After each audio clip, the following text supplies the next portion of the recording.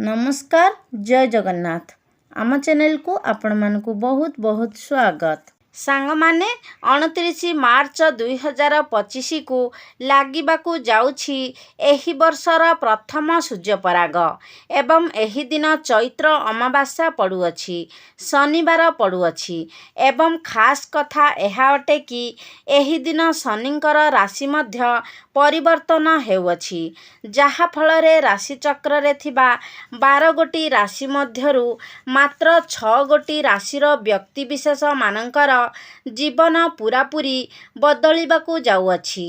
सांग माने आजिर एही भिडियोटी आपण मानक पई बहुत अधिक गुरुत्वपूर्ण अटे। आपण मिठा बांटिबाकू होई जांतु प्रस्तुत काहेकि ना इतिहास रे प्रथम थर दीर्घ 172 वर्ष परे 29 मार्च को एमिति संजोग बनुअछि कि जेउ दिन सूर्यपराग लागुअछि एवं एही दिन शनि चलन मध्य हेउअछि जहा फलरे शनिवार दिन माने 29 मार्च 2025 को लागिबाकू थिबा एही सूर्यपराग परे तुरंत ही एही 6 गोटी राशिर जीवन रे धन मान सम्मान सुख सौभाग्य एवं ऐश्वर्यर प्राप्ति हेब।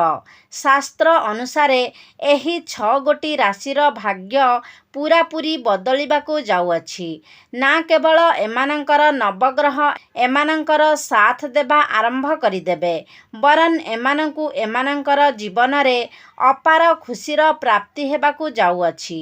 एही सूर्यपराग परे एही 6 गोटी राशिर जीवन रे धनर वर्षा हेब। एमानंकर जीवन रे धन आसीबार समस्त मार्ग खोलिजिब। एमानंकर जीवन रे जेउ धन आसीब सेथिरे वृद्धि हेब। एही 6 गोटी राशिर व्यक्ति विशेष माने एही सूर्यपराग परे जेउ भी निर्णय नेबे सेथिरे सेमाने सफलता लाभ करिबे। चाकिरी एवं व्यवसाय क्षेत्र रे अचानक एमानंकू लाभ प्राप्ति हेब। एमानंकर उन्नति हेब। हिंदू पंचांग अनुसारे एही 6 गोटी राशिर भाग्य एही सूर्यपराग ठारू बदलिबाकू जाउअछि। एमानंकू कोटिपति हेबारू केही भी अटकाई पारिबे नाही। एही भिडियो रे आमे जानिबा 29 मार्च को पड़िबाकू जाउथिबा सूर्यपराग केतेबेले आरंभ हेब एवं सूर्यपरागर समाप्ति केतेबेले हेब एवं सूर्यपराग दिन एमिति केउ उपाय अछि जाहाकू समस्त राशिर व्यक्ति विशेष माने प्रयोग कले आपणकर जीवनर समस्त कष्ट दूर होइजिब। आपणकू समस्त प्रकारर दुख एवं समस्यारू मुक्ति मिलिजिब एवं आपणकू धन सुख समृद्धि एवं मान सम्मान प्राप्ति हेब। एवं जानिबा सूर्यपराग दिन एमिति केउ भूल न करिबा उचित जहा द्वारा आपणकू बहुत समस्यार सामना करिबाकू पड़ी थाए। काहेकि ना जना अजाणतरे जदि आपण एही सूर्यपराग दिन एही सबू भूल करि दियंती तो आपणकू दुख समस्यार सामना करिबाकू पड़ी पारे। आगामी जीवन रे आपणकू दरिद्रतार सामना करिबाकू पड़ी पारे। सांग मानि नियंतु आपणकर जीवन रे धन आसीबा बंद होई जाइछि। आपणकर व्यापार रे क्षति हेउछि। आपणकर भाग्य आपणकर साथ देउ नाही। आपण सर्वदा बेमारी रे पड़ी रहुछंती। आपणक उपरे कौनसी व्यक्ति कला जादू करिअछि किंबा गुणीगारेणी करिअछि किंबा आपणकर कौनसी भी समस्या थाउ जदि आपण ज्योतिष शास्त्र अनुसारे सूर्यपराग दिन आपण जदि कौनसी उपाय करिबे सही उपायर लाभ आपणकू तुरंत प्राप्ति होई थाए एवं आपणकू आपणकर जीवनर समस्त प्रकारर कष्ट समस्यारू तुरंत मुक्ति मिलिजिब। एही समस्त विषय रे आज आमे एही भिडियो रे जानिबा एवं तापरे आमे जानिबा एमिति केउ 6 गोटी राशि अछंती जेउ मानकर भाग्य एही सूर्यपराग परठारू ବଦଳିବାକୁ ଯାଉଅଛି ଏବଂ ଭଗବାନ ସୂର୍ଯ୍ୟଦେବଙ୍କର ଆଶୀର୍ବାଦ ଆପଣଙ୍କୁ ପ୍ରାପ୍ତି ହେବ। ଏଥିପାଇଁ ଯଦି ଆପଣ ଚାହୁଁଛନ୍ତି କି ସୂର୍ଯ୍ୟଦେବ ଏବଂ ଭଗବାନ ଶନିଦେବଙ୍କର ଆଶୀର୍ବାଦ ଆପଣଙ୍କୁ ପ୍ରାପ୍ତି ହେଉ, ଶନିଦେବଙ୍କର ଆଶୀର୍ବାଦରୁ ଆପଣ ଆପଣଙ୍କର ଜୀବନରେ ବହୁତ ଉନ୍ନତି କରନ୍ତୁ, ପ୍ରଗତି କରନ୍ତୁ ଏବଂ ଆପଣଙ୍କୁ ସମାଜରେ ମାନ ସମ୍ମାନ ମିଳୁ, ମାନ ସମ୍ମାନ ପ୍ରାପ୍ତି ହେଉ, ତ ସାଙ୍ଗମାନେ ସଚ୍ଚା ହୃଦୟରେ ସଚ୍ଚା ଭକ୍ତିରେ ଭିଡ଼ିଓଟିକୁ ଲାଇକ୍ କରି ଚ୍ୟାନେଲଟିକୁ ସବସ୍କ୍ରାଇବ୍ କରିଦିଅନ୍ତୁ। କମେଣ୍ଟ ବକ୍ସରେ ଭକ୍ତି ଓ ଶ୍ରଦ୍ଧାର ସହିତ ଜୟ ଶନିଦେବ, ଜୟ ମା ଲକ୍ଷ୍ମୀ ନିଶ୍ଚୟ ଲେଖନ୍ତୁ। ସାଙ୍ଗମାନେ, ବର୍ଷର ପ୍ରଥମ ସୂର୍ଯ୍ୟପରାଗ କୌଣସି ମାମୁଲି ସୂର୍ଯ୍ୟପରାଗ ହେବ ନାହିଁ, ବରଂ ଏହା ଏକ ମହା ସୂର୍ଯ୍ୟପରାଗ ହେବାକୁ ଯାଉଅଛି, ଯାହାକି 29 ମାର୍ଚ୍ଚ 2025 ଶନିବାର ଦିନ ପଡ଼ିବାକୁ ଯାଉଅଛି ଏବଂ ଏହି ଦିନ ଚୈତ୍ର ଅମାବାସ୍ୟା ମଧ୍ୟ ପଡ଼ୁଅଛି। ଧାର୍ମିକ ମାନ୍ୟତା ଅନୁସାରେ ଏହି ସୂର୍ଯ୍ୟପରାଗ ସମୟରେ ସମସ୍ତ ଦୈବୀ ଶକ୍ତିମାନଙ୍କର ପ୍ରଭାବ କମ୍ ହୋଇଯାଇଥାଏ। ବର୍ଷର ପ୍ରଥମ ସୂର୍ଯ୍ୟପରାଗ 29 ମାର୍ଚ୍ଚ 2025କୁ ରାତ୍ରି 9:01 ଆରମ୍ଭ ହେବ ଏବଂ ଏହାର ସମାପ୍ତି ମଧ୍ୟ ରାତ୍ରି 2:02 ହେବ। ଏହି ସୂର୍ଯ୍ୟପରାଗ ଭାରତରେ ତ ଦେଖାଯିବ ନାହିଁ। ଏହି ସୂର୍ଯ୍ୟପରାଗ ଭାରତରେ ଦେଖା ନଦେଲେ ମଧ୍ୟ ଏହାର ପ୍ରଭାବ ସମସ୍ତ ବିଶ୍ୱ ଉପରେ ପଡ଼ିଥାଏ। ଏହାର ପ୍ରଭାବ ସମସ୍ତ ରାଶିମାନଙ୍କ ଉପରେ ପଡ଼ିଥାଏ ଏବଂ ଏହି ଦିନ ଯଦି କୌଣସି ଉପାୟ କରାଯାଏ ତ ସେହି ଉପାୟର ପ୍ରଭାବ ଆପଣଙ୍କୁ ତୁରନ୍ତ ହିଁ ପ୍ରାପ୍ତି ହୋଇଥାଏ। ଏବଂ ସାଙ୍ଗମାନେ, ଯେତେବେଳେ ସୂର୍ଯ୍ୟପରାଗ ହୋଇଥାଏ ସେତେବେଳେ ସୂର୍ଯ୍ୟଦେବ ନିଜର ରାଶି ପରିବର୍ତ୍ତନ କରିଥାନ୍ତି। ଏହାର ପୁରା ପ୍ରଭାବ 12 ଗୋଟି ରାଶି ଉପରେ ପଡ଼ିଥାଏ। ସାଙ୍ଗମାନେ, ଯେଉଁ ବ୍ୟକ୍ତିର କୁଣ୍ଡଳୀରେ ସୂର୍ଯ୍ୟ ଭଲ ସ୍ଥିତିରେ ଥାନ୍ତି, ବଳବାନ ଥାନ୍ତି, ସେହି ବ୍ୟକ୍ତି ଜୀବନରେ ବହୁତ ଉନ୍ନତି କରିଥାଏ। ଭାଗ୍ୟ ସବୁବେଳେ ତାଙ୍କର ସାଥ ଦେଇଥାଏ ଏବଂ ସେମାନଙ୍କୁ ସମାଜରେ ମାନ ସମ୍ମାନ ପ୍ରାପ୍ତି ହୋଇଥାଏ। ଏବଂ ଏହିଥର ଯେମିତି ସୂର୍ଯ୍ୟପରାଗ ଲାଗିବ, ତୁରନ୍ତ ହିଁ ଏହି 6 ଗୋଟି ରାଶିର ଭାଗ୍ୟ ସମ୍ପୂର୍ଣ୍ଣ ଭାବରେ ବଦଳିଯିବ। ଏବେ ଜାଣିବା ସୂର୍ଯ୍ୟପରାଗ ଦିନ କେଉଁ ଉପାୟ କରିବା ଦ୍ୱାରା ଆପଣଙ୍କର ଭାଗ୍ୟ ଚମକି ଉଠିଥାଏ, ଆପଣ ଜୀବନରେ ବହୁତ ଉନ୍ନତି କରିଥାନ୍ତି। ଏବଂ ଏହାପରେ ଜାଣିବା କେଉଁ 6 ଗୋଟି ରାଶି ଏମିତି ଅଛନ୍ତି ଯେଉଁମାନଙ୍କର ଭାଗ୍ୟ ଏହି ସୂର୍ଯ୍ୟପରାଗ ଠାରୁ ବଦଳିବାକୁ ଯାଉଅଛି। ସେଥିପାଇଁ ଭିଡ଼ିଓକୁ ଶେଷ ପର୍ଯ୍ୟନ୍ତ ନିହାତି ଦେଖନ୍ତୁ। ସାଙ୍ଗମାନେ, ମନେ ରଖନ୍ତୁ, ଯେତେ ସମୟ ପର୍ଯ୍ୟନ୍ତ ସୂର୍ଯ୍ୟପରାଗ ଲାଗି ରହିବ, ନା ତ ଆପଣ ଘରେ ଖାଇବା ବନାଇବେ, ନା ତ ଆପଣ ନିଜେ ଖାଇବେ। ଦ୍ୱିତୀୟରେ, ଏହି ସୂର୍ଯ୍ୟପରାଗ ସମୟରେ ମହିଳାମାନେ ନିଜର ଚୁଟିରେ ତେଲର ବ୍ୟବହାର କରନ୍ତୁ ନାହିଁ। ଏହାକୁ ବହୁତ ଅଶୁଭ ମାନାଯାଇଥାଏ ଏବଂ ଏହି ସୂର୍ଯ୍ୟପରାଗ ସମୟରେ ଆପଣ ଆପଣଙ୍କର ଘରେ କଇଁଚି, ଚାକୁ ଏବଂ ଛୁରୀର ବ୍ୟବହାର କରନ୍ତୁ ନାହିଁ, ନହେଲେ ଏହାର ସିଧା ପ୍ରଭାବ ଆପଣଙ୍କର ଆର୍ଥିକ ସ୍ଥିତି ଉପରେ ପଡ଼ିପାରେ।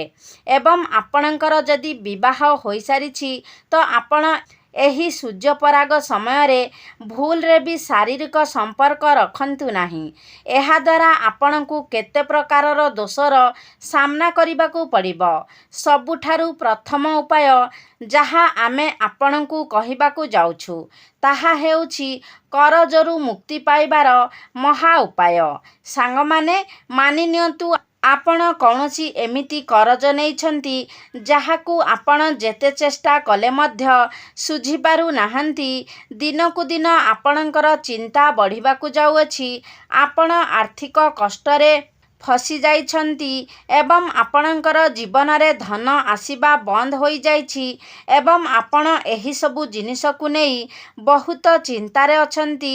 ତ ସୂର୍ଯ୍ୟପରାଗ ଯେମିତି ହିଁ ରାତ୍ରି 9:01 ଆରମ୍ଭ ହେବ, ସେହି ସମୟରେ ଆପଣ ଗୋଟେ ଲାଲ କପଡ଼ା ନିଅନ୍ତୁ ଏବଂ ସେହି ଲାଲ କପଡ଼ା ଉପରେ 1 ମୁଠି ଲବଙ୍ଗ ରଖିଦିଅନ୍ତୁ ଏବଂ ସେହି କପଡ଼ାର ଗୋଟିଏ ପୁଟୁଳି ବନାଇ ଦିଅନ୍ତୁ ଏବଂ ନିଜର ଘରର ପୂଜା ଘରେ ରଖିଦିଅନ୍ତୁ। ଏହାର ପରଦିନ ମାନେ 30 ମାର୍ଚ୍ଚକୁ ଆପଣ ଏହି ପୁଟୁଳିଟିକୁ ନେଇ କୌଣସି ବି ମନ୍ଦିର ବାହାରେ ବସିଥିବା ଭିକାରୀମାନଙ୍କୁ ଦାନ କରିଦିଅନ୍ତୁ। ଏତିକି ଉପାୟ ଯଦି ଆପଣ ଏହି ସୂର୍ଯ୍ୟପରାଗ ସମୟରେ କରିଦିଅନ୍ତି ତ ବିଶ୍ୱାସ କରନ୍ତୁ ଆପଣଙ୍କୁ ସମସ୍ତ କରଜରୁ ମୁକ୍ତି ମିଳିଯିବ। ଦେଖିବେ 1 ମାସ ଭିତରେ ଆପଣ ସମସ୍ତ କରଜରୁ ମୁକ୍ତି ପାଇଯିବେ। ଆପଣଙ୍କର ଜୀବନରେ ଧନ ଆସିବା ଆରମ୍ଭ ହୋଇଯିବ। ଆପଣ ଜୀବନରେ ବହୁତ ଉନ୍ନତି କରିବେ। ଧନ ଆସିବାର ସମସ୍ତ ମାର୍ଗ ଖୋଲିଯିବ। ସାଙ୍ଗମାନେ, ଯଦି ଆପଣଙ୍କର ଘରେ ନକାରାତ୍ମକ ଶକ୍ତିର ପ୍ରଭାବ ପଡ଼ିଯାଇଛି, ଆପଣଙ୍କର ଘର ଉପରେ କୌଣସି ବ୍ୟକ୍ତି କଳା ଯାଦୁ କରୁଅଛି, ଯାହା ପାଇଁ ଆପଣ ଚିନ୍ତାରେ ଅଛନ୍ତି, ସମସ୍ୟାରେ ଅଛନ୍ତି, ତ ଆପଣ ଏହି ସୂର୍ଯ୍ୟପରାଗ ଦିନ ଗୋଟିଏ ନଡ଼ିଆ କିଣିକି ନେଇ ଆସନ୍ତୁ ଏବଂ ଏହି ନଡ଼ିଆକୁ ନେଇ ଘରର ସମସ୍ତ ସଦସ୍ୟଙ୍କର ମୁଣ୍ଡରେ ଛୁଆଇକି ଏହି ନଡ଼ିଆକୁ ନେଇ ନିଜର ଠାକୁର ଘରେ ରଖିଦିଅନ୍ତୁ ଏବଂ ତା ପରଦିନ ମାନେ 30 ମାର୍ଚ୍ଚକୁ ଏହି ନଡ଼ିଆକୁ ନେଇ ଆପଣ ମନ୍ଦିରରେ ଥିବା ପୂଜାରୀକୁ ଦେଇ ଦିଅନ୍ତୁ। ଦେଖିବେ ଏତିକି ଉପାୟ କରିବା ଦ୍ୱାରା ଆପଣଙ୍କର ଘର ଉପରେ କାହାରି ବି କୁଦୃଷ୍ଟି ପଡ଼ିବ ନାହିଁ। କୌଣସି ବି ବ୍ୟକ୍ତି କଳାଯାଦୁ କରିପାରିବେ ନାହିଁ ଏବଂ ଆପଣଙ୍କର ଘରୁ ସମସ୍ତ ନକାରାତ୍ମକ ଶକ୍ତି ବାହାରକୁ ବାହାରିଯିବ ଏବଂ ଆପଣଙ୍କର ଘରେ ସକାରାତ୍ମକ ଉର୍ଜାର ପ୍ରଭାବ ରହିବ। ସାଙ୍ଗମାନେ, ତନ୍ତ୍ରଶାସ୍ତ୍ରରେ ସଫା ଲେଖା ଅଛି କି ସୂର୍ଯ୍ୟପରାଗର ପରଦିନ ମାନେ 30 ମାର୍ଚ୍ଚକୁ କୌଣସି ବି ବ୍ୟକ୍ତି ଯଦି ନିଜ ଘରକୁ ସଦାବାହାର ଗଛ ନେଇ ଆସିଥାଏ ତ ସେହି ଘର ଉପରେ ସର୍ବଦା ମା ଲକ୍ଷ୍ମୀଙ୍କର ଆଶୀର୍ବାଦ ବନି ରହିଥାଏ। ସାଙ୍ଗମାନେ, ସଦାବାହାର ଗଛ ଏକ ଏମିତି ଗଛ ହୋଇଥାଏ ଯେଉଁଥିରେ ମା ଲକ୍ଷ୍ମୀଙ୍କର ଅଷ୍ଟରୂପର ବାସ ହୋଇଥାଏ। ତ ଆପଣ ସୂର୍ଯ୍ୟପରାଗର ପରଦିନ ମାନେ 30 ମାର୍ଚ୍ଚକୁ ଆପଣ ଗୋଟିଏ ସଦାବାହାର ଗଛ ନେଇ ଆସନ୍ତୁ ଏବଂ ଏହାକୁ ନେଇ ଆପଣଙ୍କର ଘରର ପୂର୍ବ ଦିଗରେ ସ୍ଥାପନ କରିଦିଅନ୍ତୁ ଏବଂ ପ୍ରତ୍ୟେକ ଦିନ ଏହାକୁ ଜଳ ଦିଅନ୍ତୁ। ଏତିକି ଉପାୟ ଯଦି ଆପଣ କରିଦିଅନ୍ତି ତ ବିଶ୍ୱାସ କରନ୍ତୁ ମା ଲକ୍ଷ୍ମୀଙ୍କର ଆଶୀର୍ବାଦ ଆପଣଙ୍କୁ ସର୍ବଦା ପ୍ରାପ୍ତି ହେବ। ଆପଣ ଜୀବନରେ ବହୁତ ଉନ୍ନତି କରିବେ। ଆପଣଙ୍କ ଜୀବନରେ ଧନ ଆସିବା ଆରମ୍ଭ ହୋଇଯିବ ଏବଂ ଆପଣଙ୍କର ଘରେ କେବେ ବି ଧନର କମି ହେବ ନାହିଁ। ତ ସବୁଠୁ ପ୍ରଥମ ରାଶି ଯେଉଁମାନଙ୍କର ଭାଗ୍ୟ ଏହି ସୂର୍ଯ୍ୟପରାଗ ପରଠାରୁ ବଦଳିବାକୁ ଯାଉଅଛି, ତାହା ହେଉଛି ମକର ରାଶି। ଏହି ସୂର୍ଯ୍ୟପରାଗ ପରେ ଏହି ରାଶିର ବ୍ୟକ୍ତିବିଶେଷମାନଙ୍କର ଭାଗ୍ୟ ପ୍ରବଳ ହୋଇଯିବ। ଆପଣଙ୍କ ଜୀବନରେ ଧନୀ ହେବାରୁ ଆପଣଙ୍କୁ କେହି ବି ରୋକିପାରିବେ ନାହିଁ। ଆପଣଙ୍କୁ ମା ଲକ୍ଷ୍ମୀଙ୍କର ଆଶୀର୍ବାଦ ପ୍ରାପ୍ତି ହେବ। ଆପଣଙ୍କର ନବଗ୍ରହ ଆପଣଙ୍କର ସାଥ ଦେବା ଆରମ୍ଭ କରିଦେବେ। ଆପଣ ଯଦି କୌଣସି ଚାକିରି ପାଇଁ ସମସ୍ୟାରେ ଥିଲେ, ଚିନ୍ତାରେ ଥିଲେ, ଆପଣଙ୍କର ଚାକିରି ହୋଇପାରୁନଥିଲା, ତେବେ ଆପଣଙ୍କୁ ଏହି ସୂର୍ଯ୍ୟପରାଗ ପରେ ଆପଣଙ୍କୁ ମନ ଚାହୁଁଥିବା ଚାକିରି ମଧ୍ୟ ପ୍ରାପ୍ତି ହୋଇଯିବ।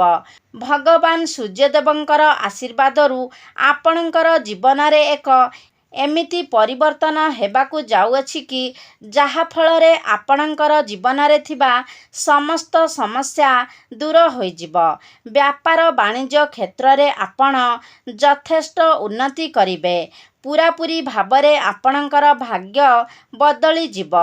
ଦ୍ୱିତୀୟ ରାଶିଟି ହେଉଛି ତୁଳା ରାଶି। ଯଦି ଆପଣ ତୁଳା ରାଶିର ବ୍ୟକ୍ତି ଅଟନ୍ତି ଏବଂ ଲମ୍ବା ସମୟ ଧରି ବେମାରୀରେ ପଡ଼ିଥିଲେ ତ ଏହି ସୂର୍ଯ୍ୟପରାଗ ପରେ ଏହି ବେମାରୀରୁ ଆପଣଙ୍କୁ ମୁକ୍ତି ମିଳିଯିବ। ଆପଣଙ୍କର ବନ୍ଦ ପଡ଼ିଥିବା ବ୍ୟାପାର ଚାଲିବାକୁ ଲାଗିବ। ଆପଣଙ୍କର ଜୀବନରେ ଧନ ଆସିବାର କେତେ ପ୍ରକାରର ରାସ୍ତା ଖୋଲିଯିବ। ଆପଣ ଜୀବନରେ ବହୁତ ଉନ୍ନତି କରିବେ।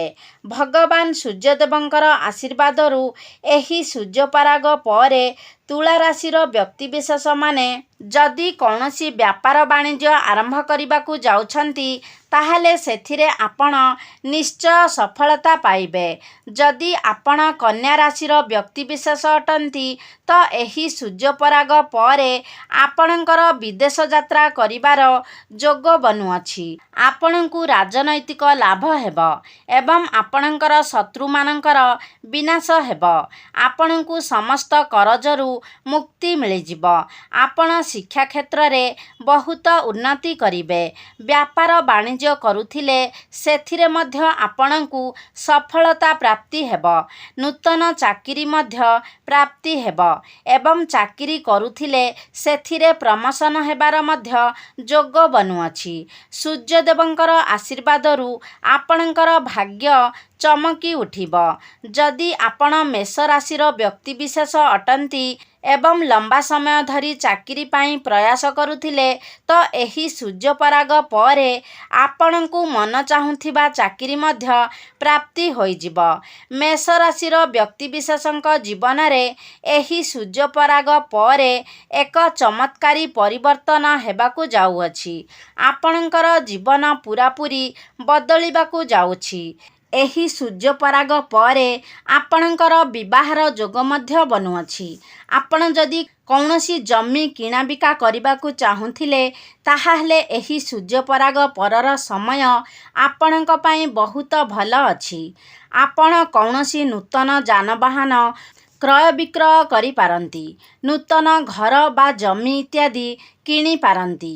ଆପଣ ଯଦି ବ୍ୟାପାର କରୁଛନ୍ତି ସେଥିରେ ଆପଣଙ୍କୁ ଯଥେଷ୍ଟ ଉନ୍ନତି ପ୍ରାପ୍ତି ହେବ ଏବଂ ବେରୋଜଗାର ଥିବା ଲୋକମାନଙ୍କୁ ନୂତନ ଚାକିରି ମଧ୍ୟ ପ୍ରାପ୍ତି ହୋଇପାରେ ଏବଂ ଆପଣଙ୍କୁ ଆକସ୍ମିକ ଧନ ପ୍ରାପ୍ତି ହୋଇପାରେ। ଯଦି ଆପଣ ସିଂହ ରାଶିର ବ୍ୟକ୍ତିବିଶେଷ ଅଟନ୍ତି ତ ଏହି ସୂର୍ଯ୍ୟପରାଗ ପରେ ଆପଣଙ୍କର ଭାଗ୍ୟ ପ୍ରବଳ ହୋଇଯିବ।